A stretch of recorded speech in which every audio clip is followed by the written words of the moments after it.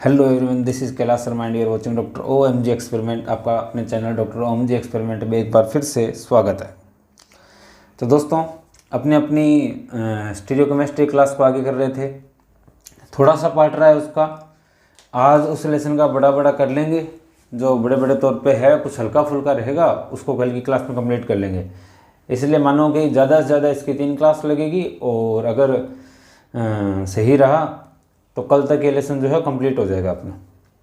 ठीक है, यानी 2 क्लास से रही है ज़्यादा से ज़्यादा ओनली, या एक और मान लो कि भैया आगे कुछ एक में अगर कम हो पाता है, अगर कुछ अपलोडिंग में कुछ प्रॉब्लम आती है तो एक दिन की और मान लो। तो चलिए दोस्तों, क्लास को स्टार्ट करते हैं। क्लास को स्टार्ट करने से पहले इस चैनल को सब्सक्राइब कर दो जो भी इस चैनल पर नया है, और क्लास को लाइक कर दो, शेयर कर दो, सभी को शेयर कर दो, क्योंकि खास बात यही है कि इस टाइम के अंदर ये क्लासेस आपके लिए बहुत ही अच्छी रहने वाली है, क्योंकि इस क्लास के अंदर अपने वही सिलेबस करवाने वाले हैं जो इस टाइम 2021 के अंदर 2021 के अंदर जो रिवाइज्ड सिलेबस है उसी के अकॉर्डिंग करवाने वाले हैं। उससे आगे अपने नहीं जाने वाले। ठीक है, क्योंकि उससे अगर आप आगे जाना चाहते हो तो आपको यूट्यूब पे बहुत कुछ मिल जाएगा। मैं नहीं कहता अपनी मेरी ही क्लास लगाओ, क्योंकि अगर आपको JEE नीट किसी की भी तैयारी करनी है तो आपको यूट्यूब पे बहुत मटेरियल मिल जाएगा। अपने को उसके अंदर कुछ नहीं करना, क्योंकि अपने उसके लिए वहाँ यूट्यूब पे ऑलरेडी बहुत है, तो अपने उसके अंदर कंटेंट डालने का कोई फ़ायदा नहीं है। ठीक है, अपने केवल इस बार का जो सिलेबस है उसी के अकॉर्डिंग करवाने वाले हैं। अपने बोर्ड एग्ज़ाम जो है उसी को अपने जो है वो अपना मेन टारगेट है। तो कल दोस्तों एक छोटी सी लास्ट के अंदर क्या हुआ, मैंने यहाँ लिखना था प्रतिबिंब समावेवी, लिख दिया था प्रतिबिंब समावेवी। यानी कि मैं एक बार फिर से उसको बता रहा हूँ आपको। क्लास को भी स्टार्ट करते हैं अपने। ठीक है, एक बार फिर से बता देता हूँ। क्लास को शेयर कर दीजिए, सब्सक्राइब जरूर कर दीजिए, याद से सब्सक्राइब कर देने से अभी ये जो टॉपिक चल रहा है ना, ये लाइव जितना अच्छा हो पाता है उतना ऑफलाइन नहीं हो पाता। तो मैं खुद चाहता हूँ कि ये लाइव हो, आपको भी ज़्यादा समझ में आए। तो आप ज़्यादा से ज़्यादा क्लास को सब्सक्राइब करवाइए, शेयर करवाइए चैनल को, ताकि अपने लाइव स्टार्ट कर सकें। ठीक है, अब अपन लोग बात कर रहे थे कल, एक टार्टरिक एसिड लिखा था।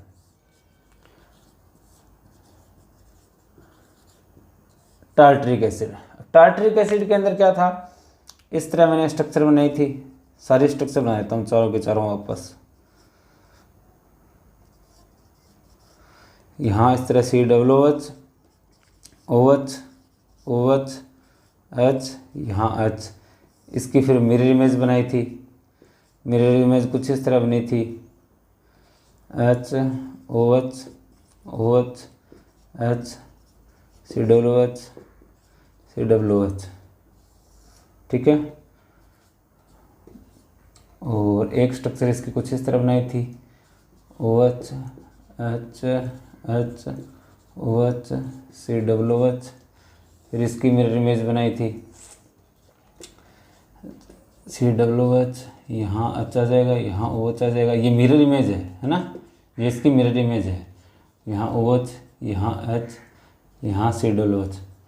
कल मैंने इसको 180 डिग्री पर रोटेट करके आपको दिखाया भी था। ये नॉन सुपर इम्पोजिबल है। ठीक है, अब यहाँ ध्यान देने वाली क्या जरूरत है, इसको आप 180 डिग्री पे घुमा के इसके ऊपर लेके आते हो, ये पूरा का पूरा इसके ऊपर सेट हो जाता है, पूरा का पूरा अध्यारोपित हो जाता है। मतलब पूरा का पूरा क्या हो जाता है, इस पर सुपर इम्पोजिबल है ये। ठीक है, ये सॉरी, हाँ ये इम्पोजिबल है। इम्पोजिबल होने की वजह से ये क्या हो गए, आइसोमर तो हैं, समावेवी तो है, लेकिन ये क्या नहीं होंगे, ऑप्टिकली एक्टिव नहीं होंगे। तो इन्हें प्रतिबिंब समावेवी यानी कि इनैंशियोमर नहीं कहा जा सकता। इनैंशियोमर होने के लिए ऑप्टिकली एक्टिव होना जरूरी है, और ये ऑप्टिकली एक्टिव होने की कंडीशन को कंप्लीट नहीं करते, यानी कि सुपर इम्पोजिबल होने की कंडीशन को कंप्लीट नहीं करते। ये सॉरी, नॉन सुपर इम्पोजिबल होने की कंडीशन को कंप्लीट नहीं करते, यानी कि पूरा का पूरा अध्यारोपित हो जाए तो वो क्या नहीं होगा, ऑप्टिकली एक्टिव नहीं होगा। अगर ये पूरा का पूरा अध्यारोपित नहीं हो रहा है तब वो क्या होगा, ऑप्टिकली एक्टिव होगा। इसको 180 डिग्री पे आप रोटेट करवा के इसके ऊपर रखोगे तो पूरा पूरा फिट आएगा। इसका मतलब ये क्या है, नॉन सुपर इम्पोजिबल है। और अगर कोई स्ट्रक्चर नॉन सुपर इम्पोजिबल हो किसी की मिरर इमेज, तो वो क्या होगा, ऑप्टिकली इनएक्टिव होगा। तो ये प्रतिबिंब समावेवी नहीं होगा, ये होगा अप्रतिबिंब समावेवी। हालांकि मैंने इसको कमेंट बॉक्स के अंदर लिख दिया था, पिन कर दिया था, ये अप्रतिबिंब समावेवी होगा।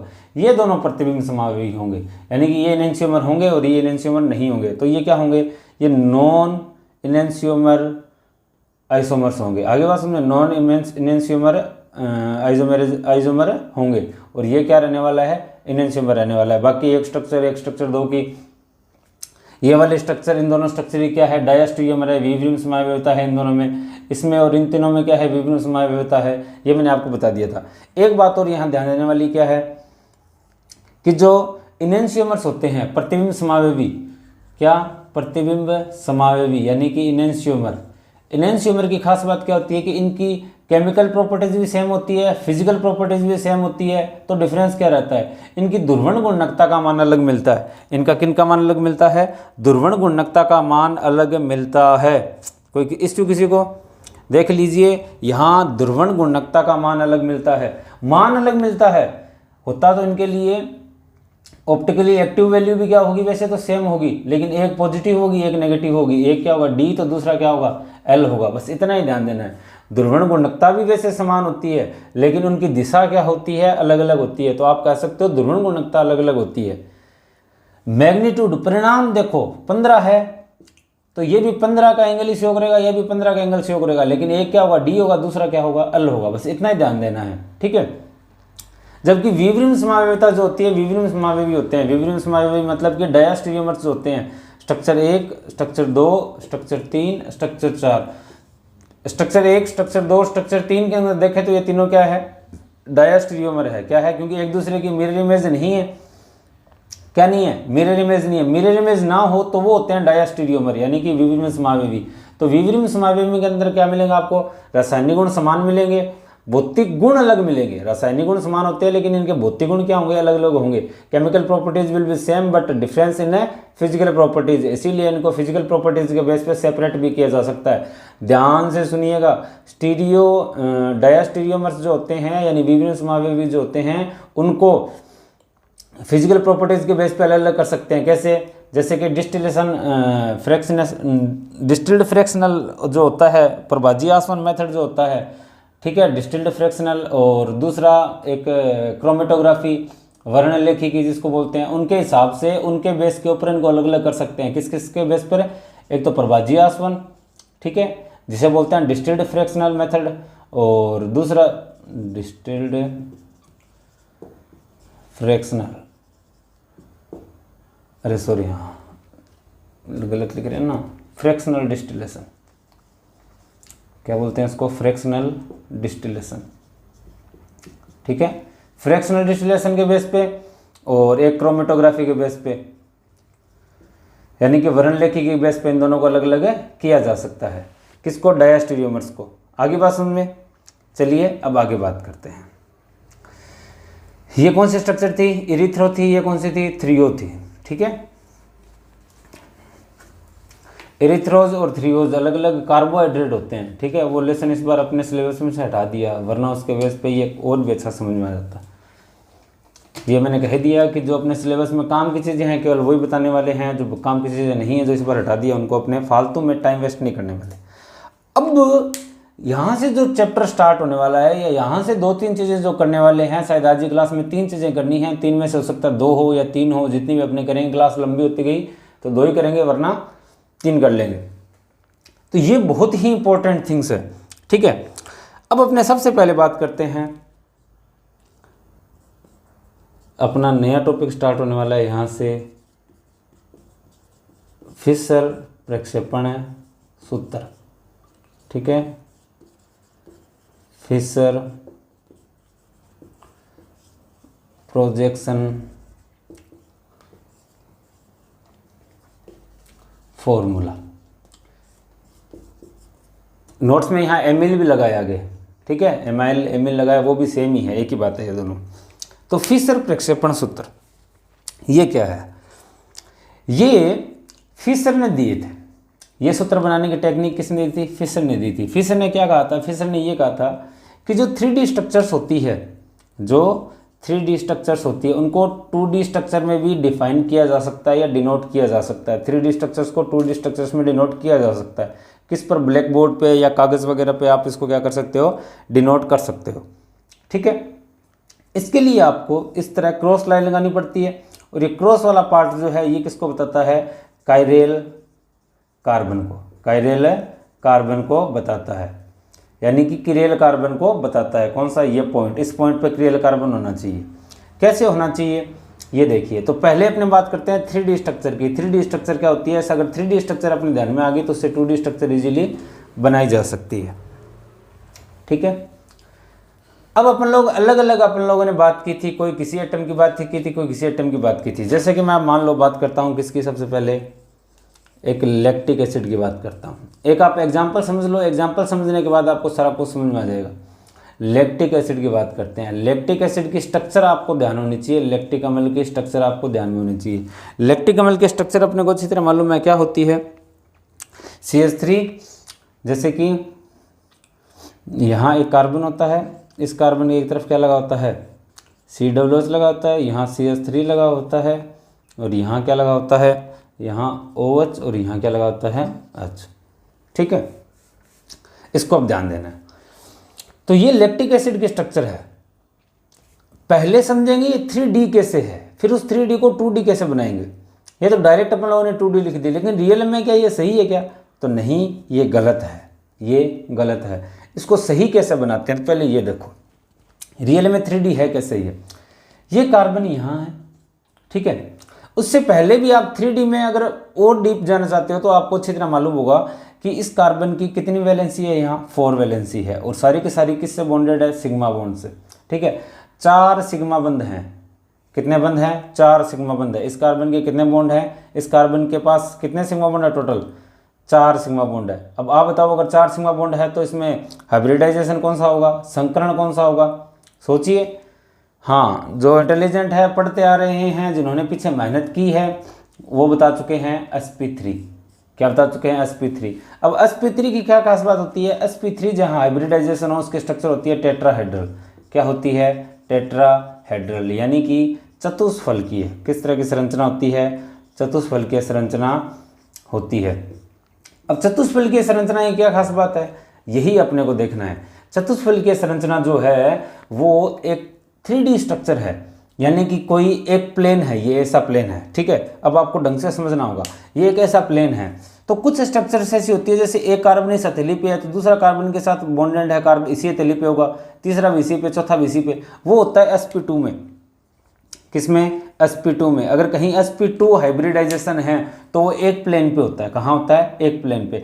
लेकिन अभी अपने पास sp3 है। क्या है, sp3। sp3 है तो sp3 होने की वजह से कुछ बाहर होंगे, कुछ अंदर होंगे। कैसे होंगे, ये देखो, ये यहाँ COOH, ठीक है, ये यहाँ CH3। ये H और OH जो होते हैं ना, ये दोनों तो एक ही प्लेन पे हैं। ये हथेली है, यहाँ कार्बन है, यहाँ COOH होगा, यहाँ CH3 होगा। लेकिन H और OH जुड़े हैं, वो एक प्लेन में नहीं होते। एक तो क्या होगा, इस तरह बाहर आ रहा होगा, और एक इस तरह क्या होगा, तो नहीं गया, नीला। एक इस तरह क्या होगा, अंदर जा रहा होगा। समझ में बात, इस तरह होगा। और यहाँ क्या होगा, एक यहाँ ये जो हथेली में मैंने डॉट लगा रखा है, दिखाई दे रहा होगा, ये डॉट COOH को रिप्रेजेंट कर रहा है, ये डॉट जो रिप्रेजेंट कर रहा है CH3 को, और ये वाला जो रिप्रेजेंट कर रहा है वो H को रिप्रेजेंट कर रहा है, ये वाला रिप्रेजेंट कर रहा है किसको, OH को। समझ में बात, ये होती है टेट्राहेड्रल स्ट्रक्चर। ये क्या होती है, टेट्राहेड्रल स्ट्रक्चर होती है रियल में। समझ में बात। अब बाहर वाले को किससे शो करते हैं, वेज से, अंदर वाले को किससे शो करते हैं, डैश से। ये पहले अपने कर चुके हैं, बाहर वाले को वेज से शो करते हैं, अंदर वाले को डैश से शो करते हैं। चलिए जी, बाहर वाले को वेज से शो कर देते हैं। वेज से शो करना हो तो इस तरह एक लंबा सा ट्रायंगल, और इसमें अपने कलर कर देते हैं, और अंदर यहाँ लिख दिया OH। इसका मतलब बाहर निकला हुआ, इसको बाहर समझा जाएगा। ये लगा दिया H। ठीक है, इसको थोड़ा सा आप टेढ़ा लगा दो ताकि ढंग से सेपरेट हो जाएंगे। ये स्ट्रक्चर है, ये 3D स्ट्रक्चर है। किस टाइप स्ट्रक्चर है, 3D। OH बाहर आ रहा है, इसे बोलते हैं वेज। क्या बोलते हैं, वेज बोलते हैं। इसे बोलते हैं डैश। डैश का मीन स्ट्रक्चर जो है, एलिमेंट जो है वो प्लेन के अंदर जा रहा है। वेज जो है इसका मतलब वो बाहर आ रहा है। तो रियल में ये स्ट्रक्चर है। अब इसको साफ कर देता हूँ। इससे तो अपन लोगों ने बनाई थी मेन स्ट्रक्चर, ये ध्यान में होनी चाहिए। ये स्ट्रक्चर अपनी है लैक्टिक एसिड की। किसकी स्ट्रक्चर है ये, लैक्टिक एसिड की। तो अब क्या कहा, ये 4 सिग्मा बॉन्ड sp3 टेट्राहेड्रल क्यों है, कार्बन जो है वो हाइब्रिडाइजेशन कौन सा है, sp3, इस वजह से इसके टेट्राहेड्रल स्ट्रक्चर है। ये इसमें अरेंजमेंट होता है, स्पेस अरेंजमेंट इस तरह होता है। अब फिशर ने क्या कहा, फिशर ने ऐसे कहा कि आप ये 3D स्ट्रक्चर जो है, आप ये जो 3D स्ट्रक्चर है, इस 3D स्ट्रक्चर को 2D स्ट्रक्चर में भी लिख सकते हो। किस में लिख सकते हो? 2D स्ट्रक्चर में। इस 3D स्ट्रक्चर को 2D स्ट्रक्चर में लिख सकते हो। वो कैसे लिखने हैं, ये ही फिशर ने बताया। किसने बताया? फिशर ने। और इन्हें बोलते हैं फिशर प्रोजेक्शन फॉर्मूला। इन्हें क्या बोलते हैं? Fisher projection formula. ठीक है, अब देखिए, अब फिशर प्रोजेक्शन फॉर्मूला ये अपना हो गया। स्टार्ट करते हैं इसको। मैंने बता दिया कि फिशर प्रोजेक्शन फॉर्मूला मेनली होता क्या है, 3D से 2D में कन्वर्ट करना। इसने कहा क्या है? इसने कहा ऐसे है कि सबसे पहले तो ये कार्बन है। अब ये कार्बन क्या कायरल कार्बन है क्या, किरेल कार्बन है क्या? इस कार्बन के लिए पहले देखो किरेल कार्बन है क्या, क्योंकि किरेल कार्बन होने के लिए फिशर फॉर्मूलेज वर्क करेंगे, क्योंकि 4 के 4 बॉन्डेड जो है वो अलग अलग होने चाहिए इस तरह। अगर इस तरह है तो इसका मतलब sp3 स्ट्रक्चर, इसका मतलब 3D, और इसी को 2D में बनाएंगे। अगर ये ऐसे हो गया तो ये किरेल कार्बन ही नहीं रहेगा। अगर ये किरेल कार्बन नहीं रहेगा तो फिर जरूरत ही नहीं पड़ेगी, क्योंकि टेट्राहेड्रल नहीं होगा। टेट्राहेड्रल नहीं होगा तो 3D नहीं होगी, 3D नहीं होगी तो 2D में कन्वर्ट करने की जरूरत नहीं पड़ेगी। तो सबसे पहले तो इसको किरेल कार्बन देखो। किरेल कार्बन के लिए अपन लोगों ने कहा था कि चारों के चारों जो वैलेंसी है वो अलग अलग कार्बन या अलग अलग एटम से फिल होनी चाहिए। यहाँ CH3, यहाँ सिडुलोच, यहाँ H, यहाँ OH, चारों के चारों अलग है। हाँ सर, ये किरेल कार्बन है। एक डेफिनेशन और दी जा सकती है, जिसकी जो मिरर इमेज होती है वो उसको क्या ना करे, नॉन सुपरइम्पोजेबल हो, यानी कि उसके ऊपर कवर ना करे। लेकिन वो फिर भी कहीं कहीं उसके अंदर एक्सेप्शन आ जाते हैं। ये सही है एकदम मेथड। ठीक है, अब देखिए इसका बनाते हैं। इसको बनाने के लिए सबसे पहले क्या कीजिए, इसको बनाने के लिए सबसे पहले इस तरह एक क्रॉस बनाइए। बना लिया। इस क्रॉस को बनाने के बाद यहाँ ये जो क्रॉस है ये इस कार्बन को शो कर रहा है। स्टार, स्टार मीन्स है कायरल कार्बन। समझ आ गई बात? ध्यान दीजिएगा, यहाँ पे काफी इंपॉर्टेंट थिंग है ये। अब देखो H और OH ये यहाँ जो हॉरिजेंटल लाइन है इन पे शो करने हैं। हॉरिजेंटल यानी कि क्षैतिज। देखो इन हॉरिजेंटल में और वर्टिकल में मैं थोड़ा पजल रहता हूँ, क्योंकि मेरे कभी तो हॉरिजेंटल वर्टिकल बन जाता है और वर्टिकल जो है हॉरिजेंटल बन जाता है। तो आप ध्यान रखना। मैं फर्स्ट टाइम लिख देता हूँ, यहाँ ये क्षैतिज होता है, ये ऊर्ध्वाधर होता है। ये वाली लाइन क्षैतिज है और ये वाली लाइन ऊर्ध्वाधर है। इसे बोलते हैं वर्टिकल, इसे बोलते हैं हॉरिजेंटल। ठीक है, तो H और OH को शो करेंगे कहाँ? हॉरिजेंटली शो करेंगे, इस लाइन पे शो करेंगे। ठीक है, अब इस लाइन पे शो करेंगे तो H कहाँ लिखें और OH कहाँ लिखें? इस तरफ H लिखें या इस तरफ OH लिखें? ये ध्यान देने वाली बात है। फिशर प्रोजेक्शन के सबसे इंपॉर्टेंट चीज यही है, इस तरफ लिखना है या इस तरफ लिखना है। इस बात के लिए फिशर ने इसे कहा कि आप ऐसे कीजिए कि जिस तरफ H और OH है उस तरफ जाइए। आपको आना है यहाँ, यहाँ आगे, यहाँ आगे। इसका मतलब आपकी आंख इस तरफ से देख रही है, उस तरफ से आपकी आंख है देख रही है, इस तरफ से आपकी आंख देख रही है। तो ये लीजिए जी,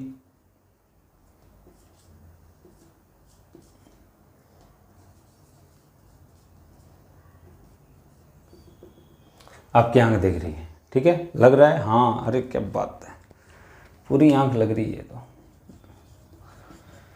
बंदे की निकाल के छोड़ दी जैसे। यहाँ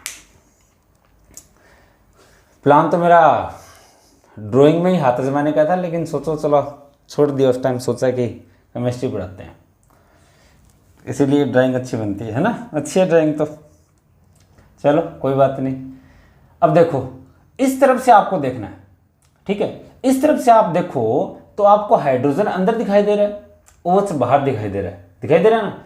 तो आप यहां पे खड़े हो उस डायरेक्शन में, तो हाइड्रोजन आपके राइट हैंड साइड की तरफ है या लेफ्ट हैंड साइड की तरफ है? आप उस तरफ से देख रहे हो तो आपको हाइड्रोजन राइट हैंड साइड की तरफ दिखाई दे रहा है या लेफ्ट हैंड साइड की तरफ दिखाई दे रहा है? Obviously hydrogen right hand side की तरफ, और OH जो है वो लेफ्ट हैंड साइड की तरफ। हाइड्रोजन आपको दाएं हाथ की तरफ दिखाई दे रहा है और OH हाइड्रोक्सिल आयन जो है वो बाएं हाथ की तरफ दिखाई दे रहा है। तो अगर H दाएं हाथ की तरफ दिखाई दे रहा है तो उसको दाएं हाथ की तरफ लिख दो। ये दाएं हाथ है, ये दाएं हाथ की तरफ लिख दिए, और OH को बाएं हाथ की तरफ। C∞H को ऊपर का ऊपर और CH3 को नीचे का नीचे, इस तरह। ये फिशर प्रोजेक्शन फॉर्मूला हो गया किसका? लैक्टिक एसिड का। किसका हो गया? लैक्टिक एसिड का। समझ आ गई बात? समझ आ गई क्या? किसी को दिक्कत? ये फिशर प्रोजेक्शन फॉर्मूला हो गया किसका? लैक्टिक एसिड का। ठीक है, अब देखिए इसका मैं बना देता हूँ मिरर इमेज बना देता हूँ। इसकी मिरर इमेज बनाते हैं। इसके मिरर इमेज बनाऊंगा तो ये कार्बन यहाँ आ जाएगा, ये सी डबल एच यहाँ आ जाएगा, ये CH3 यहाँ आ जाएगा, ये H यहाँ आ जाएगा और ये OH यहाँ आ जाएगा। आ गया। अब इसकी अपने को क्या बनानी है, फिशर प्रोजेक्शन फॉर्मूला बनाना है। अब इस हॉरिजॉन्टल वर्टिकल को क्लियर कर देता हूँ मैं, ठीक है। बनाने के लिए किरेल कार्बन तो है अपने को मालूम है, क्रॉस बना दिया, ये किरेल कार्बन को शो कर रहा है, ठीक है। अब ये किस तरफ है, उस तरफ है या इस तरफ है, बताओ। इस कार्बन के राइट हैंड साइड की तरफ है HOH या फिर लेफ्ट हैंड साइड की तरफ है, लेफ्ट हैंड साइड की तरफ है। अब आपको लेफ्ट हैंड साइड की तरफ देखना है। अब आपकी आंख कैसे होनी चाहिए,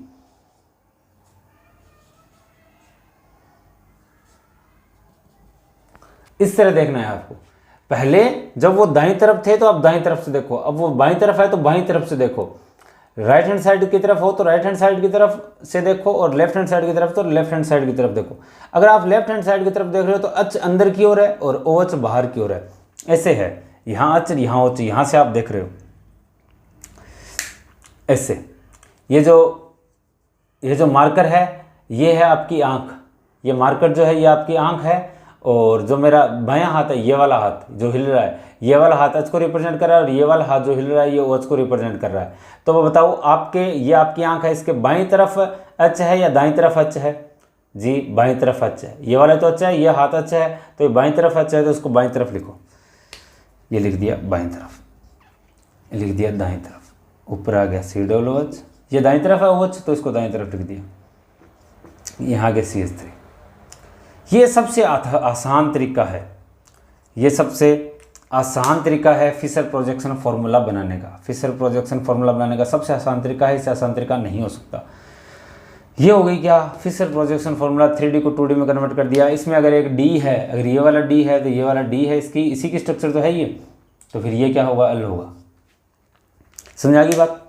इसको देखो आप स्मॉल से रिप्रेजेंट करना स्टार्ट कर दो। पहले अपन लोगों ने अगर कैपिटल से लिखा है तो उसको बंद कर दो, अब स्मॉल से लिखना स्टार्ट कर दो, ठीक है। चलिए जी, काम आएगा, ये भी आगे आएगा, कैसे आएगा बता दूंगा मैं आपको। अब यहाँ एक दो चीज़ें और देखने वाली है। क्या देखने वाली है, देखो ये हाथ है अपना, ठीक है। ये इस तरह का है, हाँ ये हाथ है, ये स्ट्रक्चर है, ठीक है। ये वाला लाइन वर्टिकल, ये वाला लाइन हॉरिजॉन्टल, ठीक है। ये इस तरह, ये वाली अंगुली और ये वाला अंगूठा, ये दोनों हॉरिजॉन्टल हो गए। और ये वाली जो अंगुली हिल रही है नीचे वाली बीच में, ये अंगुली क्या हो गई, ये अंगुली और ये हाथ ऊपर वाला, ये क्या हो गया, वर्टिकल हो गया। क्या हो गया, वर्टिकल, यानी ऊर्ध्वाधर हो गया। ये दोनों जो होते हैं रियल में स्ट्रक्चर के अंदर, फिशर क्या कहते हैं, इनको ऐसे मानना है। ये आगे की ओर आ रहे हैं ऐसे, और वो दोनों पीछे की ओर जा रहे हैं ऐसे। हाथ पीछे की ओर जा रहा है, ठीक है। ये अंगुली वर्टिकल है, ये भी पीछे की ओर जा रही है, हाथ भी पीछे की ओर जा रहा है, ये दोनों आगे निकल रहे हैं। तो स्ट्रक्चर को ऐसे मानना है। वर्टिकल जो होंगे उनको आगे मानना है, उनको पीछे मानना है। तो क्या बन गई, 3D स्ट्रक्चर बन गई ना एक हिसाब से। तो 2D में भी 3D बन गई, यानी कि 3D से 2D में अपने इसको बोर्ड में मेंशन कर सकते हैं। मेंशन करने के बाद आपको ऐसे मानना है कि वर्टिकली आगे आ रहे हैं और हॉरिजॉन्टली पीछे जा रहे हैं, ठीक है दोस्तों। तो ये था अपना फिशर प्रोजेक्शन फॉर्मूला। क्या था अपना, फिशर प्रोजेक्शन फॉर्मूला। किसी को इश्यू हो तो इसके अंदर आप बोल सकते हैं, आपको दोबारा से बता दिया जाएगा, ठीक है। एकदम आसान है, कोई दिक्कत नहीं है इसमें। बस एक जैसे से एक जैसे 2-3 बार रिपीट हो जाते हैं ना, तो उसके बाद समस्या पैदा हो जाती है, और कोई ज़्यादा खास इश्यू नहीं है। नेक्स्ट अपना क्या है, एक एग्जांपल और लेते हैं। जैसे कि एग्जांपल है अपना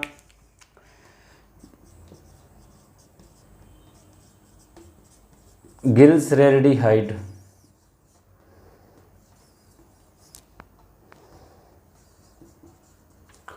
गिल्सरेल्डिहाइड।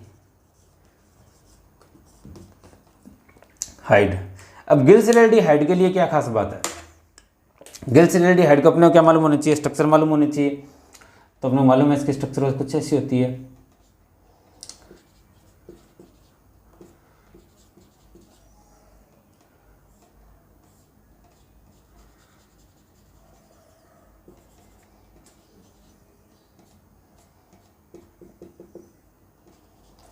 ठीक है, अब बताओ दाईं तरफ है HOH या बाईं तरफ है? ये 3D स्ट्रक्चर है, वेज से बाहर वाला और डैश से अंदर वाला।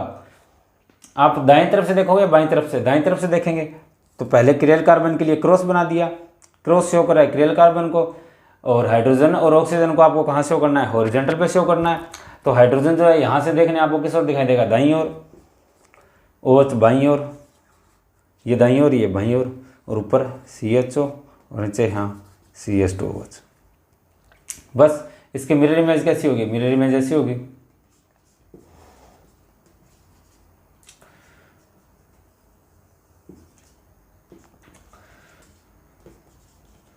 अब आप इस तरफ से देखो, पहले आप इस तरफ से देख रहे थे, अब आप इस तरफ से देखो, इस तरफ से देखोगे तो ये क्रॉस बना दिया, ये किस ओर दिखाई देगा? बाईं ओर, तो ये बायां भाग हो गया, ये OH दाईं ओर हो गया, यहाँ CHO, यहाँ CH2OH। ठीक है, ये गिल्सरैल्डिहाइड की होगी। अब अपने पास आपके पास जो नोट्स हैं, उस नोट्स के अंदर एक दो और कंपाउंड दे रखे हैं, एक दो कंपाउंड और दे रखे हैं। उन कंपाउंड्स के लिए भी आप अपनी स्ट्रक्चर फिशर फॉर्मूला बना के देखोगे। अगर आपको समझ में नहीं आता तो आप मेरे से पूछ सकते हो। ठीक है, उसके बाद अपनी दूसरी पद्धति आती है, या दूसरा जो मेथड आता है, वो मेथड आता है कौन सा? निरपेक्ष विन्यास पद्धति, और एक आती है सापेक्ष विन्यास पद्धति। दोनों एक दूसरे से रिलेटेड है, इसलिए दोनों को एक साथ करते हैं। पहले अपने देखते हैं किसको? सापेक्ष विन्यास पद्धति को। ठीक है, यानी कि रिलेटिव कॉन्फ़िगरेशन मेथड। फर्स्ट है रिलेटिव कॉन्फ़िगरेशन मेथड। नाम से स्पष्ट है, सापेक्ष विन्यास पद्धति। नाम से स्पष्ट है, सापेक्ष विन्यास पद्धति, यानी कि किसी के सापेक्ष आप देखोगे, किसी के रिलेटिव देखोगे, किसी के साथ कंपैरिजन करके देखोगे कि वो किस और कौन सा आइटम है या किस और कौन सा आइटम है, यानी किसी के रिलेटिव में करके आप नाम दोगे। ठीक है, किसी के सापेक्ष में आप क्या करोगे? नाम दोगे। ठीक है, आगे बात में, यानी एक को आधार मानेंगे, अपने किसी एक को आधार मानेंगे और उसी के आधार पर अपने क्या करेंगे? नाम देंगे। ठीक है, अब कुछ एक दो चीज़ें हैं इसके लिए कि ये पद्धति सबसे पहले किसने दी थी? रोजेनॉफ ने दी थी। किसने दी थी? रोजेनॉफ ने दी थी सबसे पहले पद्धति। रोजेनॉफ देने के बाद इसको आगे विस्तार किसने किया था? इसको एक्सपेंड जो किया था वो काम किया था हुडसन ने किया था। किसने किया था? हुडसन ने। हुडसन ने तो क्या किया? इसको बढ़ाया, और सबसे पहले दी किसने? रोजेनॉफ ने दी। ये तो अपने को मालूम है कि ये सामाजिक वाली बात है। अब आधार किसको मानना है और आधार मान के किस तरह यौगिक का नाम देना है, वो अलग अलग प्रकार के यौगिकों में अलग अलग आधार होगा। अलग अलग प्रकार के यौगिकों में अलग अलग आधार होगा। जैसे कि सबसे पहले मैं बात करता हूँ किसकी? गिल्सरैल्डिहाइड की। किसकी? गिल्सरैल्डिहाइड की बात करता हूँ।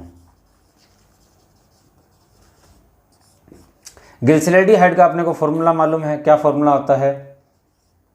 COH H CH2OH और यहाँ हो गया CHO। ठीक है, एक ही होगी। इसकी मिरर इमेज बनाओ तो ये सी हो जाएगी।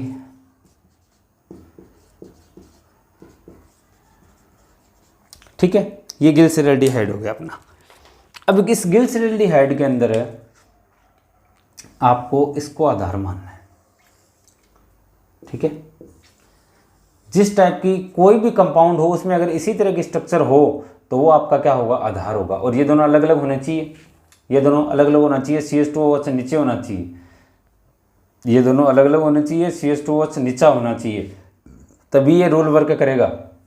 ठीक है, तो HCOH CH2OH नीचे आ गया, CHO ऊपर कर दिया, इसकी मिरर इमेज बना दी इस तरह। अब इसके अंदर आप क्या करोगे? इसके अंदर पद्धति दी जाती है, एक तो D बोला जाता है, एक बोला जाता है L। इसमें से D कौन सा होगा, L कौन सा होगा? अगर OH दाईं तरफ हो, OH राइट हैंड साइड की तरफ हो तो उसे बोलेंगे D बस, और OH लेफ्ट हैंड की तरफ हो तो उसे बोलेंगे L। अब यहाँ ध्यान क्या देना, यहाँ एक खास बात क्या है? ये खास बात है कि D और L जो यहाँ हैं, ये D और L केवल इस OH की प्रेजेंस को बता रहे हैं। समझ में आई क्या बात है? ये D और L ये किसको बता रहे हैं? इस केवल OH की प्रेजेंस को बता रहे हैं। इस OH की प्रेजेंस को बता रहे हैं। तो सर इस माइनस प्लस, ये माइनस प्लस रियल में पीपीएल को किस ओर मोड़ रहे हैं ये बता रहे हैं।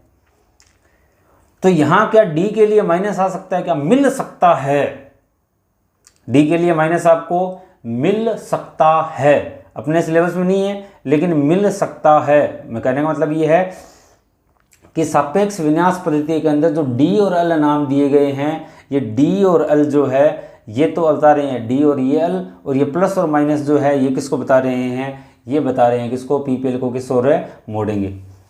एक एग्जाम्पल और देखते हैं, समझ में आ जाएगा।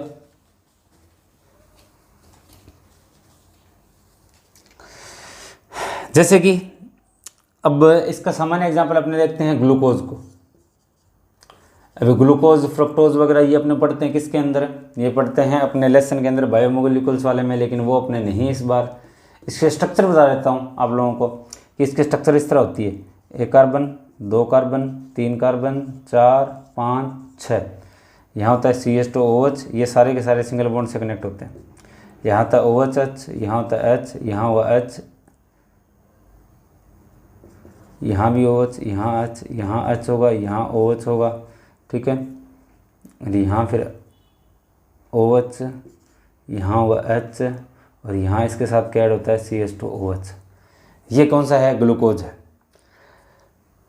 सापेक्ष विन्यास पद्धति, रिलेटिव कॉन्फ़िगरेशन मेथड, आपको आधार मिल गया जी सर। नीचे नीचे हमने एग्जांपल देखा, नीचे नीचे जो आपको मिला है वही से मिला है, मिला कि नहीं मिला? इसकी मिरर इमेज बनाइए आप। मिरर इमेज कुछ इस तरह बनेगी।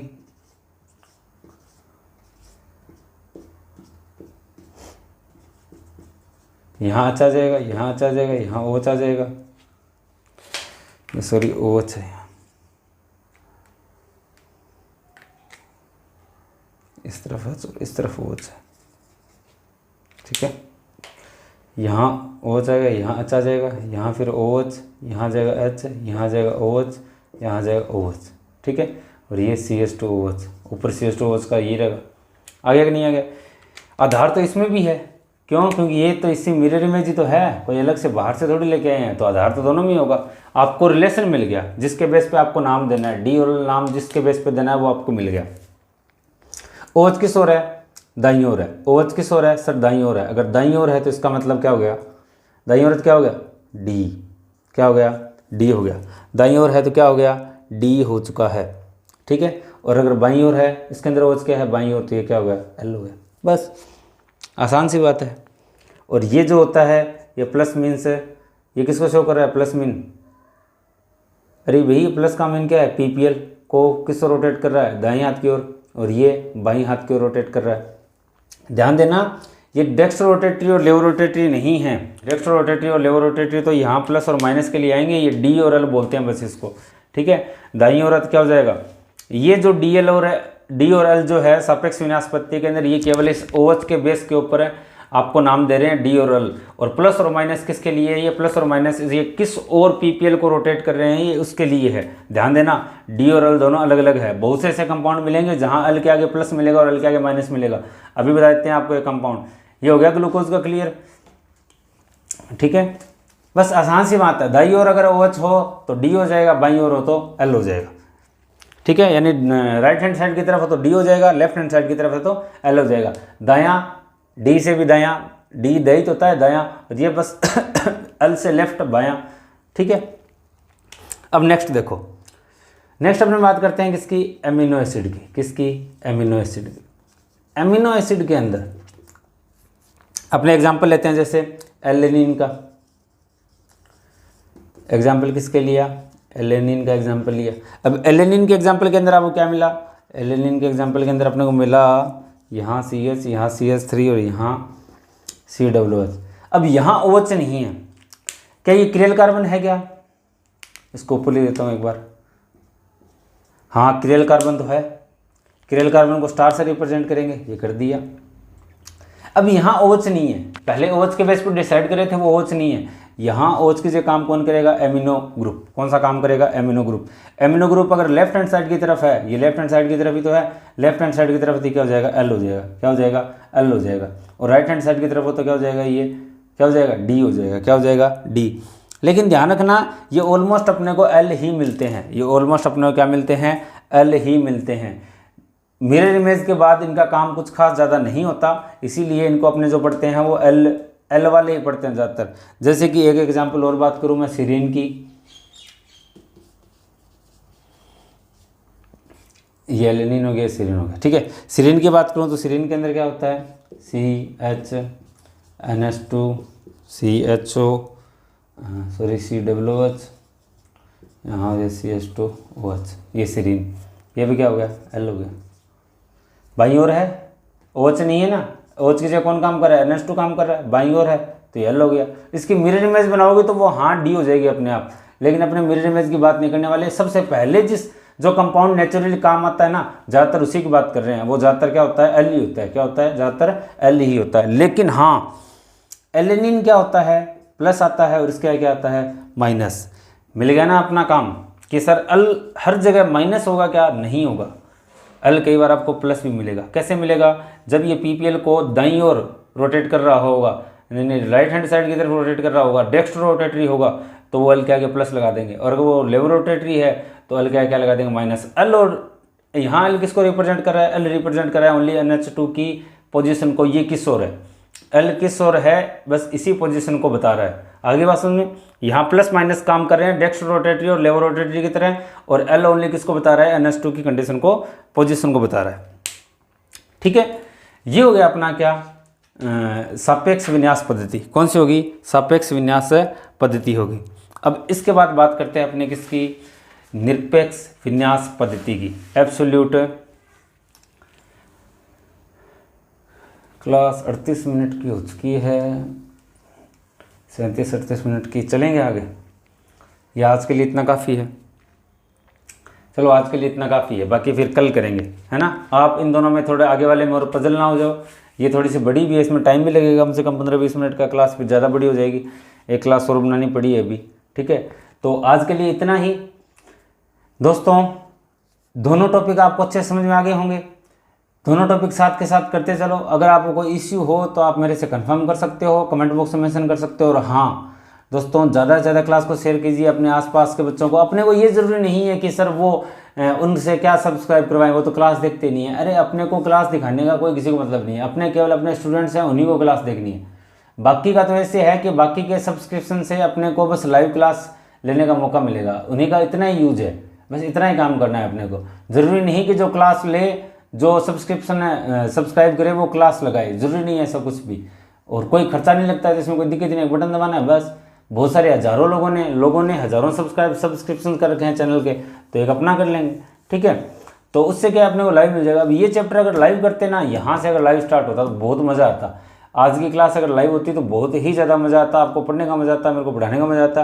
तो इसीलिए बस ध्यान दीजिए कि ज़्यादा से ज़्यादा क्लास को एक बार सब्सक्राइब कीजिए, चैनल को सब्सक्राइब करवाइए, शेयर कीजिए। ठीक है, और साथ के साथ हाँ, पढ़ना ज़रूरी है, पढ़ने के लिए कर रहे हैं नहीं, पढ़ना ज़रूरी है, तो उस पर कोई रिस्क नहीं। ठीक है दोस्तों, इसके बाद मिलेंगे अपने आगे वाली क्लास में, तब तक के लिए जय श्री राम, धन्यवाद।